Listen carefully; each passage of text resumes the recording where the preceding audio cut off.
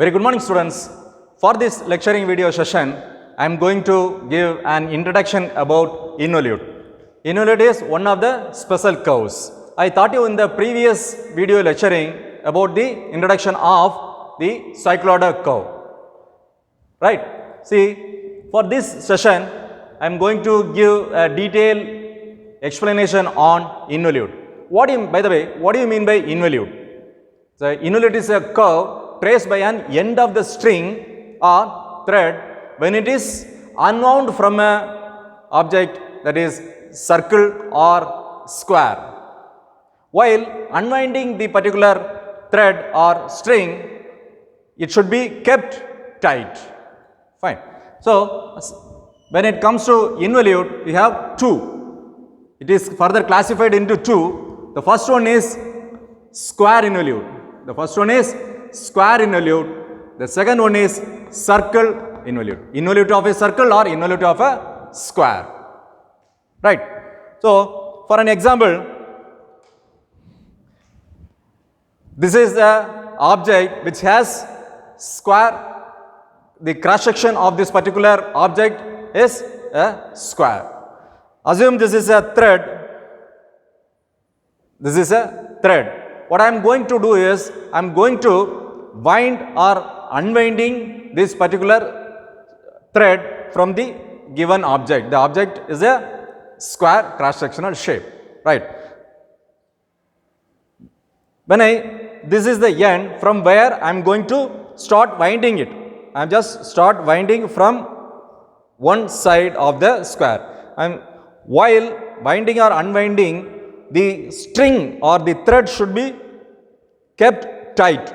So, to complete one complete revolution or to complete one turn, it would consume this much length of the string. So, this length could be the perimeter of the square. The object is a square, right?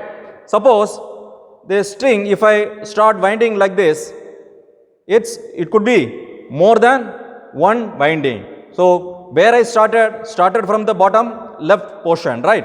If the thread exceeds more than one, it means excess of the length of the perimeter. Suppose the string completes somewhere here. To complete one full turn, it should have reached from where it is started, right? So, if the string is completed till this corner, then this is the string length, which is shortage of the length of the string. Fine. Right. So, I am going to draw the shape of the involute here, the square. Suppose, assume this is a square. So, all four sides of equal size, right? Suppose is it 30 mm, then all four sides are of 30 mm, right? If I start, suppose this is some thread or cable or wire or string is being wound around the object to complete one full turn, right? This much string length would have been covered. To complete one full turn, what would be the length of the string? The length of the string could be, to complete one turn, the perimeter of the square. Could be the perimeter of the square. So, what is the formula for it? Equal to 4 into A. What do you mean by 4? All four sides, right? 1, 2, 3, 4 sides are there. Therefore, it is 4. What would be the A? A is nothing but this distance. This is A. Right. So, suppose assume the A is 20 mm. Could be 80 mm. The total string length, that means to complete one full turn of the string, to complete one full turn, this is the string length to complete one full turn, right? So, this length could be somewhere here. Assume this is A, B, C, D. This is the perimeter distance. This is the perimeter distance, which is nothing but 4a. Right. So draw the perpendicular lines from each points. To complete one full turn, it would be something like this. Right. The engineering application of the involute is the profile of the gear teeth. Profile of the gear teeth. Right. Then the shapes like centrifugal pumps and cams are of the involute shape. Look at the shape. This resembles the shape of the centrifugal pumps and cams. Fine. Right. This is the involute of a square. So next object, that is circle. Right. So involute we have two, involute of a square and involute of a circle. Next I am going to draw the circular object. Suppose assume this is a circular object, that means the cross section of this particular object is circle, right. I am start winding the string on the circumference of the circle, right. To complete one full wind, that means it should be kept tight. While winding or unwinding, the thread should be kept tight. Sorry.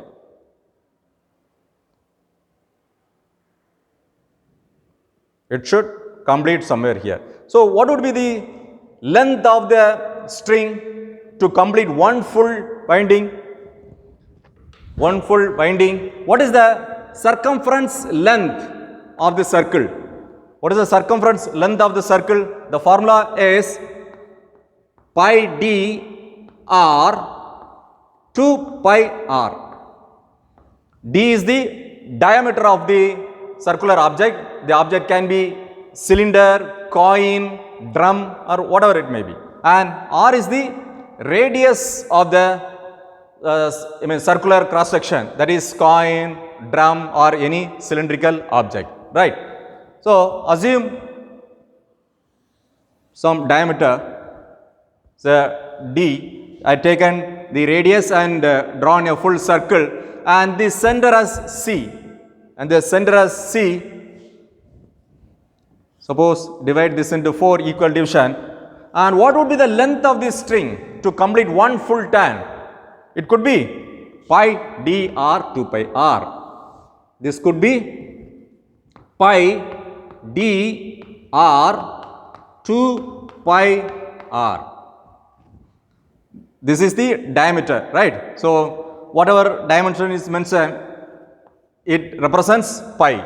Pi denotes the diameter of the circle, isn't it? So yeah, assume this is a 50 or 40 or whatever given dimension, that you will have to put it here. Next, draw the tangential line from all the points. To complete one full turn, the profile could be the shape of the centrifugal pump or the cam. Look at this. This is the shape of the involute. So here, to complete one full turn, the thread should be wounded around the circumference of the object. The object is a circular object, right. To complete one full turn, this is the length, which is nothing but the pi d. Suppose if I start winding it more than one turn, that means excess of the length, suppose somewhere here the length varies, and suppose incomplete of one full turn, suppose somewhere here it ends somewhere here, then the length could be, it should not be pi d. Pi d is to complete one full turn, that is from where you start turning it, that is winding it, ends here. This length is pi d. Remember it? So don't confuse of the formula. For square it is 4a, that is the perimeter of the square, and when it comes to the length of the string for the involute of a circle, it could be pi d or 2 pi r. In the upcoming videos, I will solve couple of problems for better understanding how to construct the involute. Thank you.